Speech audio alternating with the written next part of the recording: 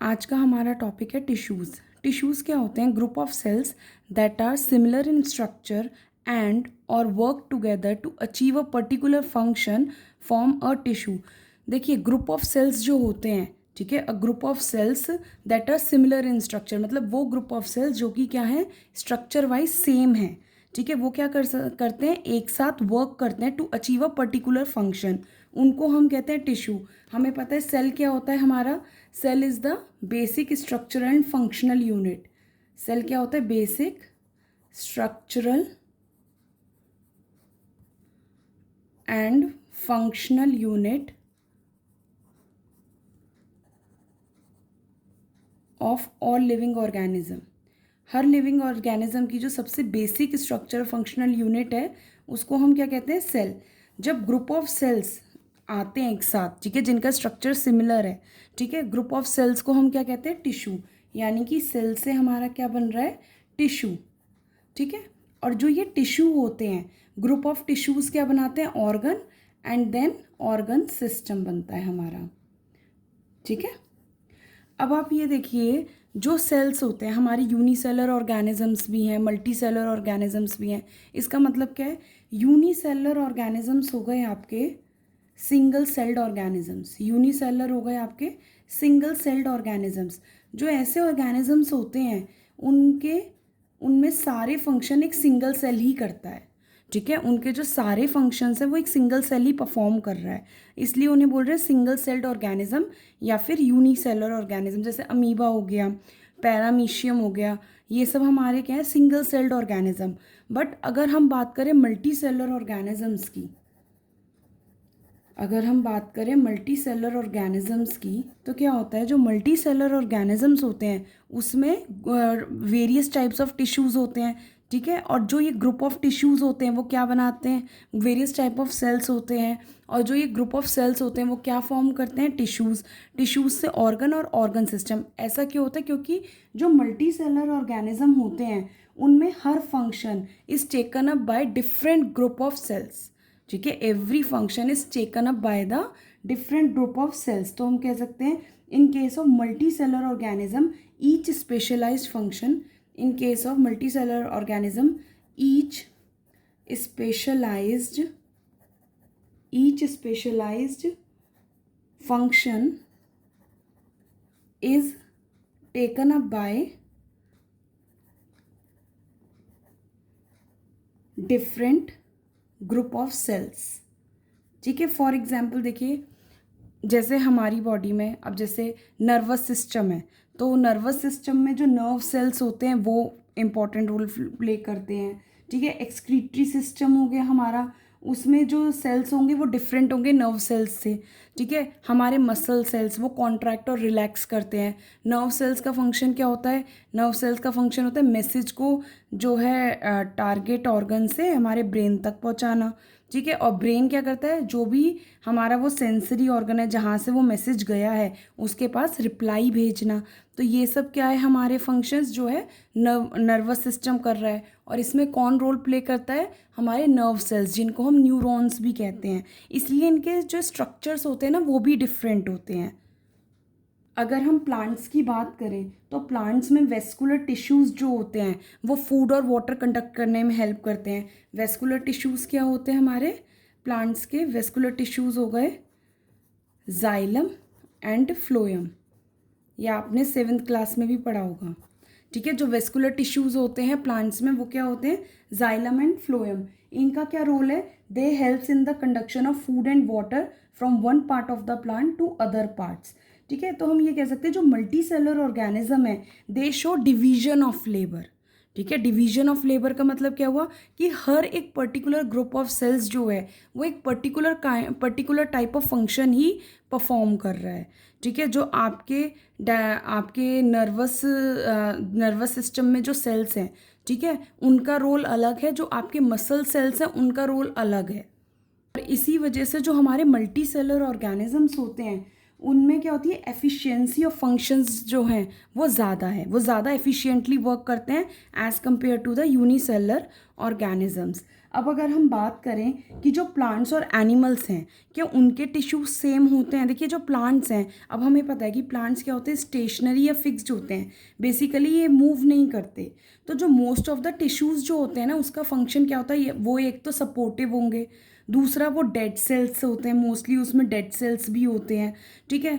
तीसरा आपको क्या है, थर्ड ये हो गया कि provide structure and mechanical strength.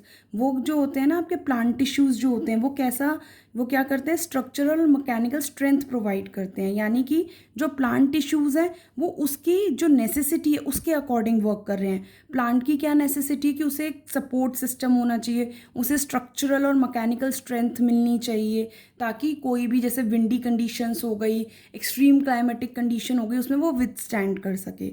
वहीं पे जो एनिमल्स होते हैं, एनिमल्स जो हैं वो कॉन्टीन्यूसली मूविंग है in search of food, mates and shelter. तो वो क्या करते हैं, वो ज़्यादा एनर्जी कंज्यूम करते हैं एज़ कम्पेयर टू प्लांट्स, तो उनके सेल्स भी उसके अकॉर्डिंग ही होते हैं। तो most of the tissues they contain are living. तो मोस्टली जो टिश्यूज़ हैं वो कैसे सेल्स के बने होते हैं, लिविंग सेल्स के। यहीं पे जो प्लांट टिश्यूज़ थे वो मोस्टली किसके बने हुए थे, डेड सेल्स के। Structural organization of organ and organ system is far more specialized and localized in complex animals than even in very complex plants। देखिए अगर हम एनिमल्स की बात करें तो जो उसमें स्ट्रक्चरल ऑर्गेनाइजेशन होती है, चाहे वो आप ऑर्गन की बात करें और ऑर्गन सिस्टम की, वो ज़्यादा स्पेशलाइज्ड और लोकलाइज्ड होती है, ठीक है। क्योंकि फंक्शन आप देख रहे हैं ना दोनों के डिफरेंट हैं, सिमिलर फंक्शंस दिए हैं, दोनों के फंक्शन वेरी कर रहे हैं, ठीक है। अब स्टार्ट करते हैं हम प्लांट टिश्यूज़ से। प्लांट टिश्यूज़ आपके दो टाइप के, meristematic tissues and permanent tissue. देखो मेरिस्टेमेटिक से ही पता चल रहा है जो डिवाइडिंग होंगे आपके, ये आपके डिवाइडिंग होते हैं, ठीक है। मेरिस्टेमेटिक टिश्यूज़ क्या होते हैं, कॉन्टीन्यूसली डिवाइडिंग टिश्यूज़ होते हैं। इनको फर्दर 3 कैटेगरीज में डिवाइड किया, एपिकल, इंटरकैलरी और lateral. Okay, I am repeating once again, आपके प्लांट टिश्यूज़ जो हैं वो दो टाइप के हैं, मेरिस्टेमेटिक, पहला हो गया एपिकल, मेरिस्टेमेटिक का जो सब डिवीजन है that is apical, intercalary and lateral. अब देखिए जो एपिकल मेरिस्टम होता है ये कहाँ प्रेजेंट होता है, it is basically present at the growing tips of stems and roots. जो रूट्स और स्टेम्स की ग्रोइंग टिप्स होती है ना वहाँ पे हमारा एपिकल मेरिस्टम प्रेजेंट होता है। इसका बेसिकली रोल क्या है, to increase the length of the stem and roots. Apical meristem का काम क्या होता है, apical meristem increase the length of stem and roots. Okay, apical meristem increase the length of stem and roots. Next is your intercalary. Intercalary is basically present at the base of the leaves. जो base होता है leaves का, ठीक है, जैसे internodes और nodes आप बोल सकते हैं, either side of the nodes, वहाँ पे इंटरकैलरी प्रेजेंट होता है at the base of the leaves और internodes, at the base of the leaves और internodes. Then your third one is lateral. It increases, lateral का वर्क क्या है, ये जो है रूट और स्टेम की गर्थ को इंक्रीज करने में हेल्प करता है। It increases the girth of root and stem, ठीक है। अब आप देखिए एपिकल क्या कर रहा है, लेंथ जो है रूट और स्टेम की उसे इंक्रीज करने में हेल्प कर रहा है जो एपिकल है।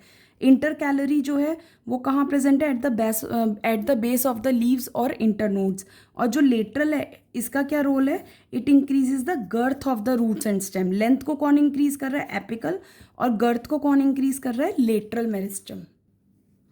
देखिए जो आपके ये मेरिस्टेमेटिक टिश्यूज होते हैं ना, इनके कैरेक्टरिस्टिक्स एक बार देख लीजिए। दे हैव डेंस साइटोप्लाज्म। इनमें जो साइटोप्लाज्म होता है वो डेंस होता है। दे have dense cytoplasm. Also their nuclei is also very prominent. They have prominent nuclei. They have prominent nuclei. They have thin cellulose wall. इनमें इनकी जो वॉल होती है वो सेल्यूलोज की होती है, which is quite thin. They have thin cellulose wall. ठीक है, ये आपके मेरिस्टेमेटिक टिश्यूज़ के जो हैं कैरेक्टरिस्टिक्स हैं। जो सेल्स होते हैं इन टिश्यूज़ के, all the cells of this tissue, all the cells of this tissue are quite active. वो काफ़ी एक्टिव भी होते हैं। ठीक है, जो कैरेक्टरिस्टिक्स इसमें अभी हमने क्या क्या पढ़ा है कि जो सेल्स होते हैं टिश्यूज़ के, मतलब जो सेल्स होते हैं इस टिश्यूज़ के यानी कि मेरिस्टेमेटिक टिश्यूज़ के, वो क्या होते हैं, एक्टिव होते हैं। They have thin cellulose wall, their nuclei is prominent and they have dense cytoplasm. Also they lack vacuoles.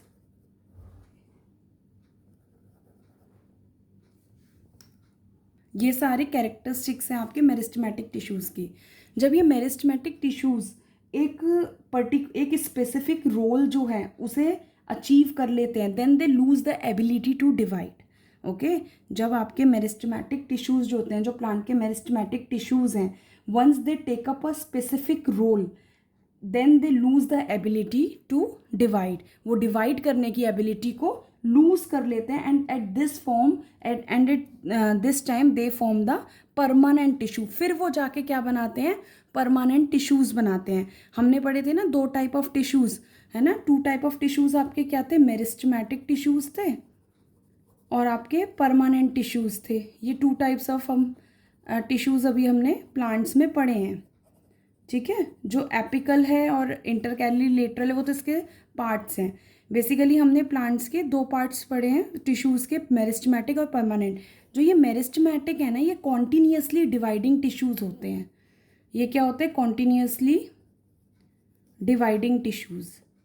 ठीक है, once they take up their specific role, जब जब ये अपना एक स्पेसिफिक रोल प्ले कर लेते हैं, उसके बाद they lose the ability to divide. ठीक है, फिर वो अपनी डिवाइडिंग एबिलिटी को क्या कर देते हैं, लूज कर देते हैं। ठीक है, and form the permanent tissues, तब वो जाके परमानेंट टिश्यूज़ बनाते हैं। यानी कि जो मेरिस्टेमेटिक टिश्यूज़ हैं ये क्या है, कॉन्टीन्यूसली डिवाइडिंग है, और once they take up a specific role they lose the ability to divide and form a permanent tissue, तब जाके क्या बनाते हैं, परमानेंट टिश्यू।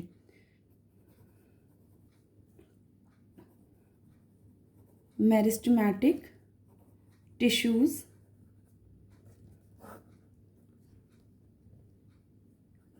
इनके बारे में है ये, they take up a specific role and lose the ability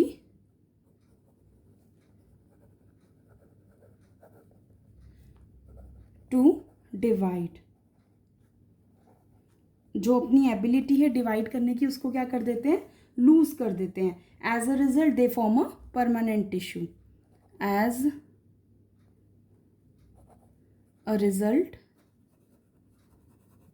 they form a permanent tissue. फिर ये क्या बनाते हैं, परमानेंट टिश्यूज़ बनाते हैं, जो हम आगे डिस्कस करेंगे। क्लियर है, मेरिस्टेमेटिक टिश्यूज़ ही जो होते हैं वो ही आगे चल के क्या बनाते हैं, परमानेंट टिश्यूज़ बनाते हैं। कैसे, when they take up a specific role they lose their ability to divide and as a result they form a permanent tissues.